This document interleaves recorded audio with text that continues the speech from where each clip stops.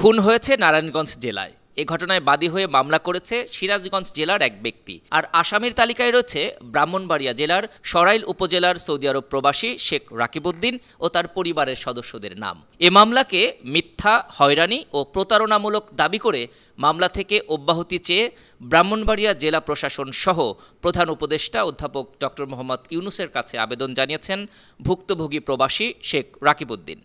রোববার রাজধানী রিয়াদের একটা হলরুমে আয়োজিত এক সংবাদ সম্মেলনে ভুক্তভোগী শেখ রাকিবউদ্দিন এ আবেদন জানান। রিয়াদস্থ প্রবাসী ব্রাহ্মণবাড়িয়া জেলা শাখা বিএনপি ও এর অঙ্গ সংগঠন এই সংবাদ সম্মেলনের আয়োজন করে।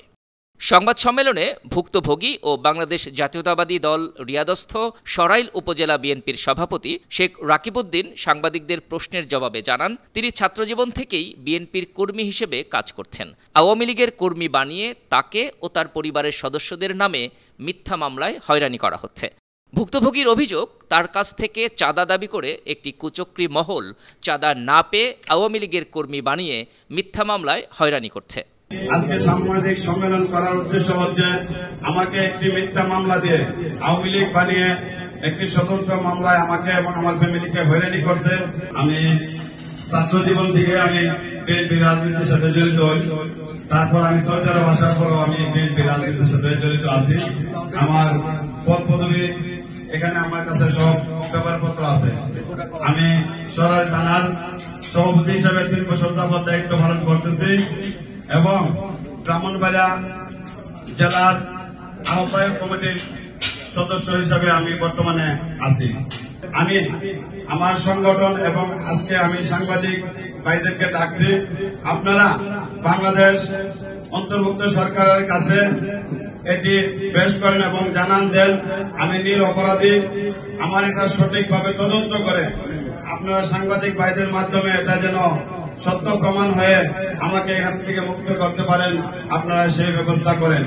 সংবাদ সম্মেলনে উপস্থিত রিয়াদস্থ প্রবাসী ব্রাহ্মণবাড়িয়া জেলা বিএনপির নেতা মামুনুর রশিদ সাংবাদিকদের এক প্রশ্নের জবাবে বলেন, উনি গত 6 বছর যাবৎ সৌদি আরবে একটানাই প্রবাসী আছেন, অথচ ওনার নামে মামলা হয়েছে 9/3/2025 সালে। মামলাটা কি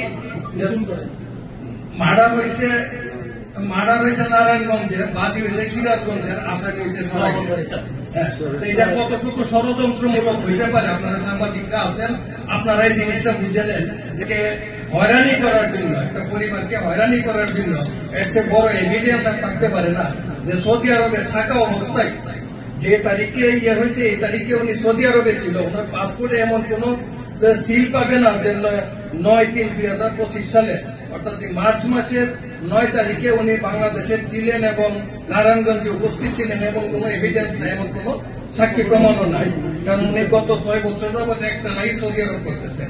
অথচ ওনার নামটা দেওয়ার কারণটা হয়েছে উনি দেশে কিছু জায়গা জমি কিনছিলেন। ওই জায়গা জমি দলিল করতে যাওয়ার পরে কয়েকজন লোক ওনার কাছে এসে চাঁদা দাবি করছে এবং জায়গার একটা অংশ দিয়ে দেওয়ার জন্য বলছে, বিনা পয়সায় জায়গার একটা অংশ দিয়ে দেওয়ার জন্য বলছে।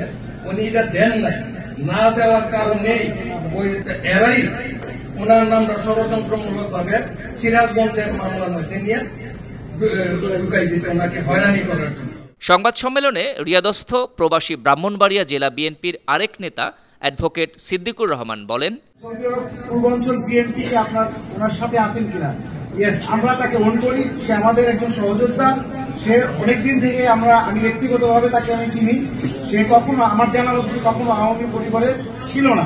যেখানে ওখানে যে এজাহার করা হয়েছে, এজাহারে নাম যুক্ত করা হয়েছে একজন আওয়ামী লীগের কর্মী হিসাবে, সেটা আমি তীব্র প্রতিবাদ জানাচ্ছি এবং ধিক্কার জানাচ্ছি। প্রবাস ডেস্ক, 52 টিভি। এটা সঠিক তদন্ত নিয়ে যাতে এই মামলা মিথ্যা মামলা প্রত্যাহার করা হয়।